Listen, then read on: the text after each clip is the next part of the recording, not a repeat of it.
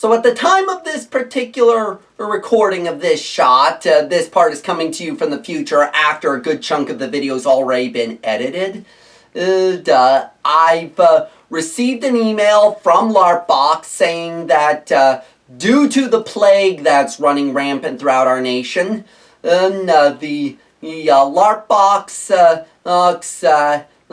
had to have, for the Hunters theme, has had to have gone through a number of changes to the list, but the remaining items should be arriving next week, with them shipping soon afterwards. So we're looking at second to third week of August that we'll be seeing in the Hunter's Larp Box. So with that being said, the email raised a few questions such as, what was in the original list that had to be changed?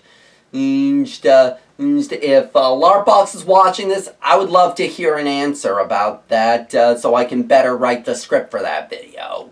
So until then, roll the intro.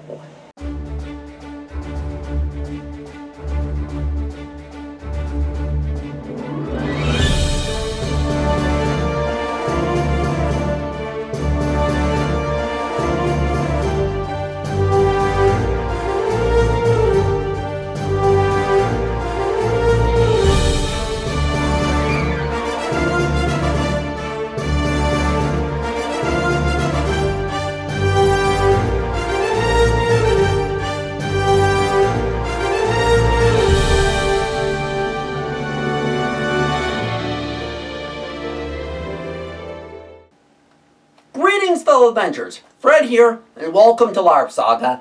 And Larp Box have had a lot of ideas. However, a few of them have fallen by the wayside and didn't carry on to the present day. Whether it be for financial reasons, logistical reasons, or a mixture of both. There have been several features that Larp Box tried to implement, but they never caught on for some reason or another. And today we are going to be looking at five features that Larp Box didn't continue. So without further ado, let's dive into it. The first feature of Larp Box that I want to talk about today, that was eventually cut, are the Larpbox shirts, or as I used to call them back in the day, the obligatory Larpbox shirt. I don't know how many Larpbox customers remember a time when Larpbox would distribute an artistically amazing t-shirt associated with the box it came in. With designs that were done by artists that were also LARPers themselves.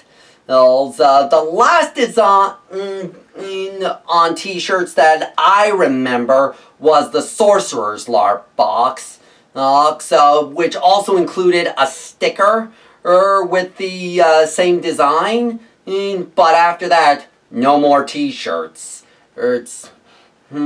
And speaking of the stickers, that is what we're going to talk about next. The successor to the t-shirts, it's in order to keep production costs lower, if I remember correctly. The stickers I liked a lot more than the t-shirts, if I'm being completely honest. Why? Because I decorate my LARP gear storage with them. But eventually they fell by the wayside as well.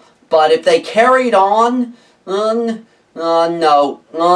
the stickers, I would have loved to have seen what design they would have come up with for the Dragon's Larp Box sticker. Now we're getting into the more short-lived features Larp Box had over the years. And in this one we have the LARP of the Month.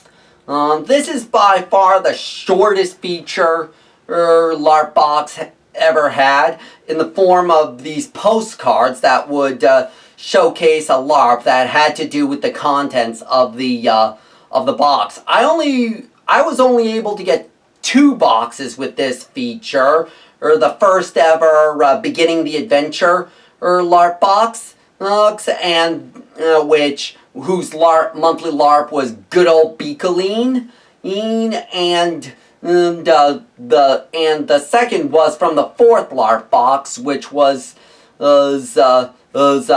Schools of Wizardry, based on the College of Wizardry LARP as the LARP of the month, which if I hear right, closed down a bit before the plague started going on a rampage.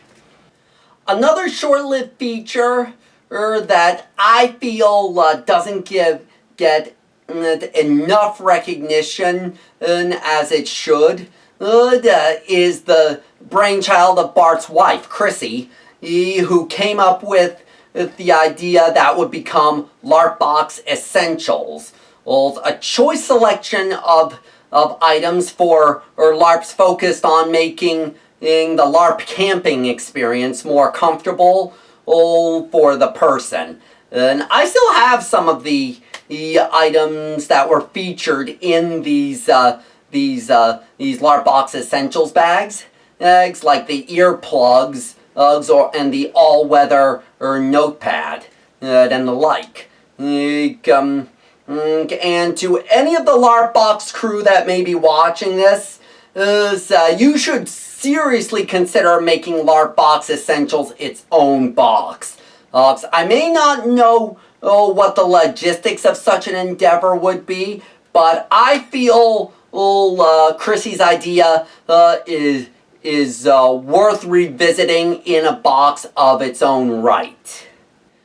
And finally, we have not one but 2 features that were mentioned by Bart only once, and they never saw the light of day again after that. The first one is a Larpbox Kids variant, and featuring LARP equipment intended for children of LARPers who bring their kids to events so that the kids can get in on the action too. And the second is Larpbox Crafters, which featured crafting materials, and if I remember correctly, instructions for new crafters on skills such as chainmail crafting or leatherworking, were the examples Bart used. These not only sounded, these sound most likely like logistical or money at the time, because this was before the Larpbox and B3 Imagination partnership. So I hope that now that Larpbox has a little more help in that regard, that these ideas can be pulled out of the vault again at some point, and we just don't know when. Overall, Larpbox has evolved a lot over the past 3+ years since its inception. It is common for ideas to fall by the wayside over time. A lot of them have their merits, but the business decisions behind the changes are anyone's guesses. But with that, we're going to wrap up. It's been a long time since I talked about Larpbox in general here on the channel. Also, please let me know what your thoughts on these cut Larpbox features are in the comments section below. And if you want to help out the channel, you can contribute to my Patreon and Ko-fi pages, or if you want to get in touch with me, there's my email address or my P.O. Box. Thanks for watching, and I hope to see you on the Trail of Adventure.